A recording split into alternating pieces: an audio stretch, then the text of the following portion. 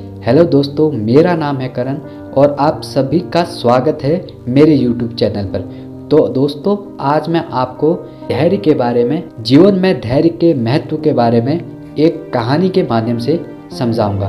तो video start करते हैं। तो धैर्य क्या है? धैर्य सहनशीलता की वह अवस्था है जो किसी भी व्यक्ति के व्यवहार को क्रोध, नकारात्मक शक्तियों से बचाती है।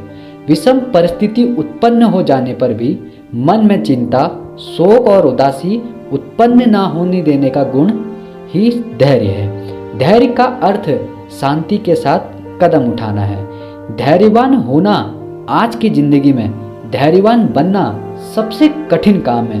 भारतीय जीवन दर्शन में धैर्य को व्यक्ति की सबसे बड़ी पूंजी माना गया है। हमारे धर्म ग्रंथों में बताया गया है कि जो व्यक्ति धैर्यशील होता है वह दुनिया जीत सकता है। सभी धर्मों के मूल वाक्यों में धैर्य का महत्व माना गया है और कहा गया है, सब्र का फल मीठा होता है। धैर्य के लिए कबीरदास जी ने कहा था, धीरे धीरे रे मना, धीरे सब कुछ होए, माली सींचे 100 घड़ा, ऋतु आए फल होए। इसका मतलब है, मन में धीरज रखने से सब कुछ होता है। अगर कोई माली किसी पेड़ को 100 घड़े पानी से सींचने लगे तब भी फल तो ऋतु आने पर ही लगेगा। इसलिए जीवन में सफलता प्राप्त करनी हो तो अंतिम समय तक धैर्य न खोए। आइए इसे हम एक कहानी के माध्यम से समझते हैं। यह कहानी आपको कठिन परिस्थिति में धैर्य का महत्व सिखाएगी। जंगल के किनारे एक छोटा सा गांव था। गांव में जंगली जानवरों की बहु यातायात थी। जो लोग जंगल में लकड़ी काटने जाते थे वे लोग पेड़ पर चढ़ना अवश्य सीखते थे, ताकि जंगली जानवरों से सामना होने पर वे पेड़ पर चढ़कर अपनी जान बचा सके। उसी गांव में एक बुजुर्ग सज्जन रहा करते थे। सब लोग उन्हें बाबा बुलाते थे। वे पेड़ पर चढ़ने की विद्या में माहिर थे और लोगों को पेड़ पर चढ़ने की ट्रेनिंग दिया करते थे।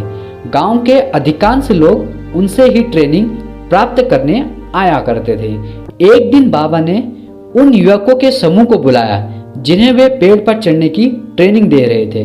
वह उस समूह के ट्रेनिंग का अंतिम दिन था। बाबा उन्हें एक पेड़ के पास लेकर गए। वह एक ऊंचा और चिकना पेड़ था जिस पर चढ़ना बेहद कठिन था। बाबा युवकों से बोले, आज तुम्हारी ट्रेनिंग का अंतिम दिन है। मैं देखना चाहता हूँ कि क्या तुम लोग पेड़ पर चढ़ने में माहिर हो गए हो।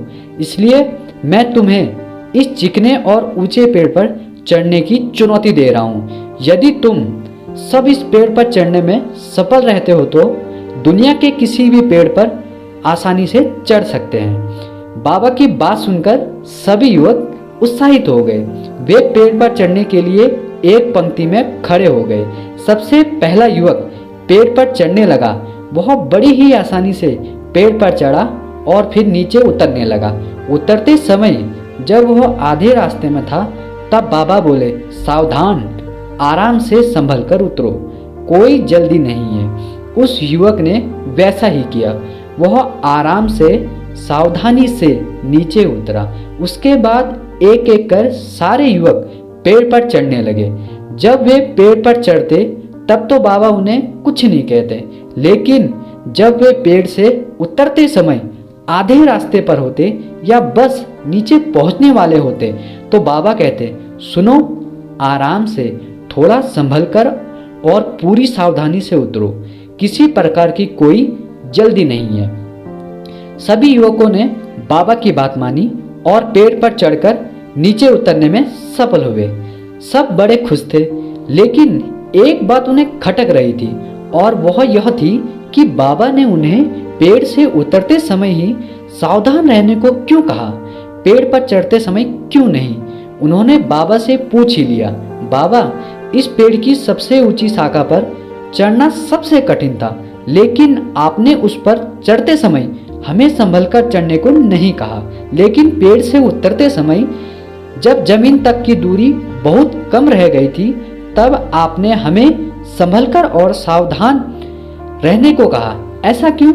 बाबा बोले, देखो, पेड़ की सबसे ऊपरी शाखा पर चढ़ना बहुत कठिन है, ये मैं भी जानता हूँ और तुम भी जानते हो, लेकिन मेरे बिना बोले ही तुम पहले ही सतर्क थे।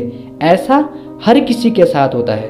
कार्य के प्रारंभ में सब सतर्कता से आगे बढ़ते हैं, किंतु सतर्कता और सावधानी में चूक तब होती है जब हम मंजिल के समीप होते हैं। तब हमें लगता है कि हमारा काम तो पूरा होने वाला है, मंजिल अब दूर नहीं, और वहाँ हमारा ध्यान भटक जाता है। हम गलती कर जाते हैं, लेकिन हमेशा याद रखो कि मंजिल के नज़दीक पहुँचने और मंजिल तक पहुँचने में बहुत फर्क होता है। युवकों को बाबा की इस बात से जीवन की एक बहुत बड़ी सीख मिली।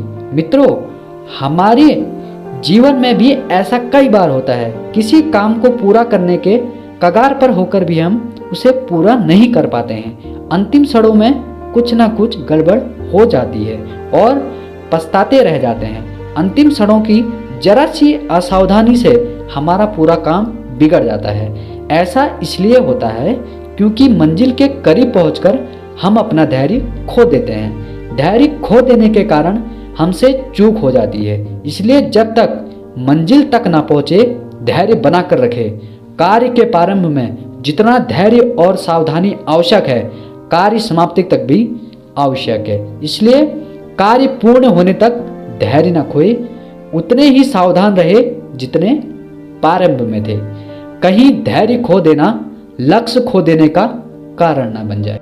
मुश्किल वक्त सभी पर आता है, कोई बिखर जाता है तो कोई निखर जाता है। जिंदगी में कोई समस्या ज़्यादा वक्त तक नहीं रहती।